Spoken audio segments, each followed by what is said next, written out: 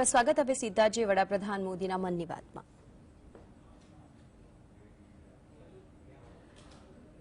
युवाओं की पहचान है. इसमें टेक्नोलॉजी के कॉम्बिनेशन से उनकी इंटेलेक्चुअल प्रॉपर्टीज में निरंतर बढ़ोतरी हो, ये अपने आप में देश के सामर्थ्य को बढ़ाने वाली महत्वपूर्ण प्रगति है. आपको ये जानकर अच्छा लगेगा कि 2022 में भारतीयों के पेटेंट आवेदन में 31% से ज्यादा की बढ़ोतरी हुई है. वर्ल्ड इंटेलेक्चुअल प्रॉपर्टी ऑर्गेनाइजेशन ने एक बड़ी ही दिलचस्प रिपोर्ट जारी की है. ये रिपोर्ट बताती है कि पेटेंट फाइल करने में सबसे आगे रहने वाले टॉप 10 देशों में भी ऐसा पहले कभी नहीं हुआ. इस शानदार उपलब्धि के लिए मैं अपने युवा साथियों को बहुत बहुत बधाई देता हूं. मैं अपने युवा मित्रों को विश्वास दिलाना चाहता हूं कि देश हर कदम पर आपके साथ है. सरकार ने जो प्रशासनिक और कानूनी सुधार किए हैं, उसके बाद आज हमारे युवा एक नई ऊर्जा के साथ बड़े पैमाने पर इनोवेशन के काम में जुटे हैं. 10 वर्ष पहले के आंकड़ों से तुलना करें तो आज हमारे पेटेंट को 10 गुना ज्यादा मंजूरी मिल रही है. हम सभी जानते हैं कि पेटेंट से न सिर्फ देश की इंटेलेक्चुअल प्रॉपर्टी बढ़ती है, बल्कि इससे नए नए अवसरों के भी द्वार खुलते हैं. इतना ही नहीं, ये हमारे स्टार्टअप्स की ताकत और क्षमता को भी बढ़ाते हैं. आज हमारे स्कूली बच्चों में भी इनोवेशन की भावना को बढ़ावा मिल रहा है. अटल टिंकरिंग लैब, अटल इनोवेशन मिशन, कॉलेजों में इंक्यूबेशन सेंटर्स, स्टार्टअप्स इंडिया अभियान, ऐसे निरंतर प्रयासों के नतीजे देशवासियों के सामने हैं. ये भी भारत की युवा शक्ति, भारत की इनोवेटिव पावर का प्रत्यक्ष उदाहरण है. इसी जोश के साथ आगे चलते हुए ही हम विकसित भारत के संकल्प को भी प्राप्त करके दिखाएंगे. और इसीलिए मैं बार बार कहता हूं, जय जवान, जय किसान, जय विज्ञान, जय अनुसंधान. मेरे प्यारे देशवासियों, आपको याद होगा कि कुछ समय पहले मन की बात में मैंने भारत में बड़ी संख्या में लगने वाले मेलों की चर्चा की थी.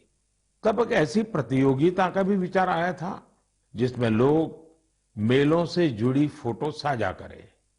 संस्कृति मंत्रालय ने इसी को लेकर मेला मोमेंट्स कॉन्टेस्ट का आयोजन किया था. आपको ये जानकर अच्छा लगेगा कि इसमें हजारों लोगों ने हिस्सा लिया और बहुत लोगों ने पुरस्कार भी जीते. कोलकाता के रहने वाले राजेश धर जी ने चरक मेला में गुब्बारे और खिलौने बेचने वाले की अद्भुत फोटो के लिए पुरस्कार जीता.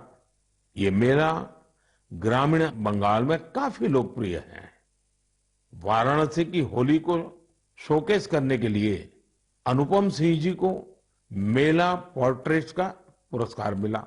अरुण कुमार नलीमेला जी कुलसाई दशहरा से जुड़ा एक आकर्षक पहलू को दिखाने के लिए पुरस्कृत किए गए. वैसे ही पंढरपुर की भक्ति को दिखाने वाली फोटो सबसे ज्यादा पसंद की गई फोटो में शामिल रही, जिसे महाराष्ट्र के ही एक सज्जन श्रीमान राहुल जी ने भेजा था. इस प्रतियोगिता में बहुत सारी तस्वीरें मेलों के दौरान मिलने वाले स्थानीय व्यंजनों की भी थी. इसमें पुरुलिया के रहने वाले आलोक अविनाश जी की तस्वीर ने पुरस्कार जीता. उन्होंने एक मेले के दौरान बंगाल के ग्रामीण क्षेत्र के खान पान को दिखाया था. प्रणब बसाक जी की वो तस्वीर भी पुरस्कृत हुई जिसमें भगोरिया महोत्सव के दौरान महिलाएं कुल्फी का आनंद ले रही हैं. रूमेला जी ने छत्तीसगढ़ के जगदलपुर में एक गांव के मेले में भजिया का स्वाद देती महिलाओं की फोटो भेजी थी. इसे भी पुरस्कृत किया गया। साथियों, मन की बात के माध्यम से आज हर गांव, हर स्कूल, हर पंचायत को ये आग्रह है कि निरंतर इस तरह की प्रतियोगिताओं का आयोजन करें। आजकल तो सोशल मीडिया की इतनी ताकत है, टेक्नोलॉजी और मोबाइल घर घर पहुंचे हुए हैं। आपके लोकल पर्व हो या प्रोडक्ट, उन्हें आप ऐसा करके भी ग्लोबल बना सकते हैं। साथियों, गांव गांव में लगने वाले मेलों की तरह ही हमारे यहाँ विभिन्न नृत्यों की भी अपनी ही विरासत है। झारखंड, उड़ीसा और बंगाल के जनजातीय इलाकों में एक बहुत प्रसिद्ध नृत्य है जिसे छऊ के नाम से बुलाते हैं। 15 से 17 नवंबर तक एक भारत श्रेष्ठ भारत की भावना के साथ श्रीनगर में छऊ पर्व का आयोजन किया गया। इस कार्यक्रम में सबने छऊ नृत्य का आनंद उठाया। श्रीनगर के नौजवानों को छऊ नृत्य की ट्रेनिंग देने के लिए एक वर्कशॉप का भी आयोजन हुआ।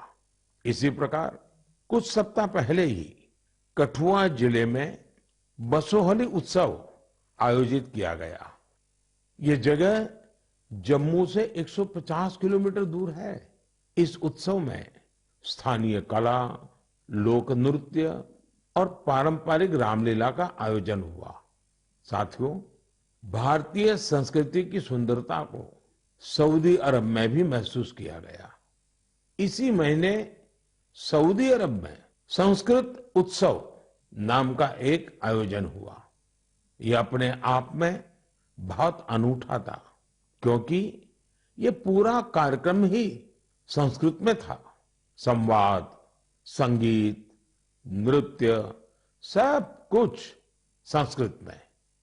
इसमें वहां के स्थानीय लोगों की भागीदारी भी देखी गई। मेरे परिवारजनों, स्वच्छ भारत अब तो पूरे देश का प्रिय विषय बन गया है। मेरा तो प्रिय विषय है ही है, और जैसे ही मुझे इससे जुड़ी कोई खबर मिलती है, मेरा मन उस तरफ चला ही जाता है। और स्वाभाविक है, फिर तो उसको मन की बात में जगह मिल ही जाती है। स्वच्छ भारत अभियान ने साफ सफाई और सार्वजनिक स्वच्छता को लेकर लोगों की सोच बदल दी है।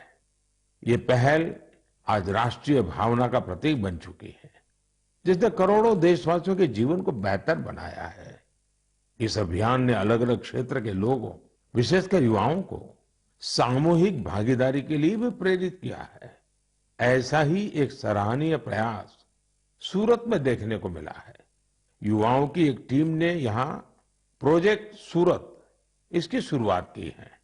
इसका लक्ष्य सूरत को एक ऐसा मॉडल शहर बनाना है जो सफाई और सस्टेनेबल डेवलपमेंट की बेहतरीन मिसाल बने। सफाई संडे के नाम से शुरू हुए इस प्रयास के तहत सूरत के युवा पहले सार्वजनिक जगहों और डुमस बीच की सफाई करते थे। बाद में ये लोग तापी नदी के किनारों की सफाई में भी जी जान से जुट गए। और आपको जानकर के खुशी होगी, देखते ही देखते इससे जुड़े लोगों की संख्या 50,000 से ज्यादा हो गई है। लोगों से मिले समर्थन से टीम का आत्मविश्वास बढ़ा, जिसके बाद उन्होंने कचरा इकट्ठा करने का काम भी शुरू किया। आपको जानकर हैरानी होगी कि इस टीम ने लाखों किलो कचरा हटाया है। जमीनी स्तर पर किए गए ऐसे प्रयास बहुत बड़े बदलाव लाने वाले होते हैं।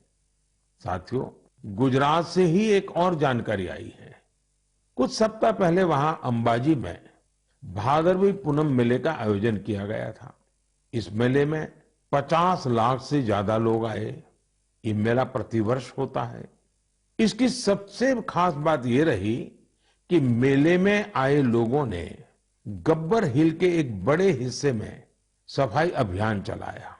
मंदिरों के आसपास के पूरे क्षेत्र को स्वच्छ रखने का यह अभियान बहुत प्रेरणादायी है।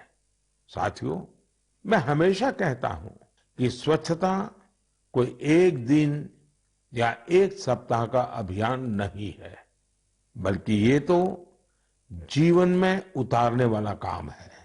हम अपने आसपास ऐसे लोग देखते भी हैं जिन्होंने अपना पूरा जीवन स्वच्छता से जुड़े विषयों पर ही लगा दिया। तमिलनाडु के कोयम्बटूर में रहने वाले लोगानाथन जी भी बेमिसाल है। बचपन में गरीब बच्चों के फटे कपड़ों को देखकर वे अक्सर परेशान हो जाते थे। इसके बाद उन्होंने ऐसे बच्चों की मदद का प्रण लिया और अपनी कमाई का एक हिस्सा इन्हें दान देना शुरू कर दिया। जब पैसे की कमी पड़ी तो लोगानाथन जी ने टॉयलेट तक साफ किए ताकि जरूरतमंद बच्चों की मदद हो सके। वे पिछले 25 सालों से पूरी तरह समर्पित भाव से अपने इस काम में जुटे हैं और अब तक 1500 से अधिक बच्चों की मदद कर चुके हैं। मैं एक बार फिर ऐसे प्रयासों की सराहना करता हूं।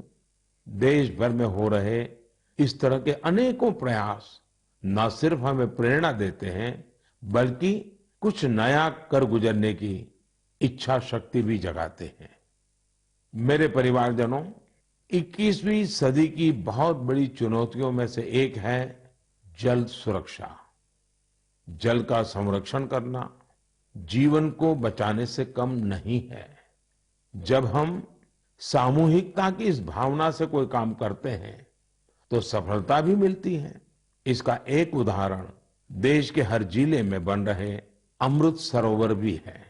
अमृत महोत्सव के दौरान भारत ने जो 65,000 से ज्यादा अमृत सरोवर बनाए हैं वो आने वाली पीढ़ियों को लाभ देंगे। अब हमारा ये भी दायित्व है कि जहां जहां अमृत सरोवर बने हैं उनकी निरंतर देखभाल हो, वो जल संरक्षण के प्रमुख स्रोत बने रहें। साथियों, जल संरक्षण की ऐसी ही चर्चाओं के बीच मुझे गुजरात के अमरेली में हुए जल उत्सव का भी पता चला। गुजरात में 12 मास बहने वाली नदियों का भी अभाव है, इसलिए लोगों को ज्यादातर बारिश के पानी पर ही निर्भर रहना पड़ता है। पिछले 20-25 साल में सरकार और सामाजिक संगठनों के प्रयास के बाद वहां की स्थिति में बदलाव जरूर आया है और इसलिए वहां जल उत्सव की बड़ी भूमिका है। अमरेली में हुए जल उत्सव के दौरान जल संरक्षण और झीलों के संरक्षण को लेकर लोगों में जागरूकता बढ़ाई गई। इसमें वाटर स्पोर्ट्स को भी बढ़ावा दिया गया। वाटर सिक्योरिटी के जानकारों के साथ मंथन भी किया गया। कार्यक्रम में शामिल लोगों को तिरंगे वाला वाटर फाउंटेन बहुत पसंद आया। इस जल उत्सव का आयोजन सूरत के डायमंड बिजनेस में नाम कमाने वाले सब्जीभाई धोड़किया के फाउंडेशन ने किया। मैं इसमें शामिल प्रत्येक व्यक्ति को बधाई देता हूं। जल संरक्षण के लिए ऐसे ही काम करने की शुभकामनाएं देता हूं। मेरे परिवारजनों, आज दुनिया भर में स्किल डेवलपमेंट के महत्व को स्वीकार्यता मिल रही है। जब हम किसी को कोई स्किल सिखाते हैं तो उसे सिर्फ हुनर ही नहीं देते बल्कि उसे आय का एक जरिया भी देते हैं। और जब मुझे पता चला कि एक संस्था पिछले 4 दशक से स्किल डेवलपमेंट के काम में जुटी है तो मुझे और भी अच्छा लगा। ये संस्था आंध्र प्रदेश के श्रीकाकुलम में है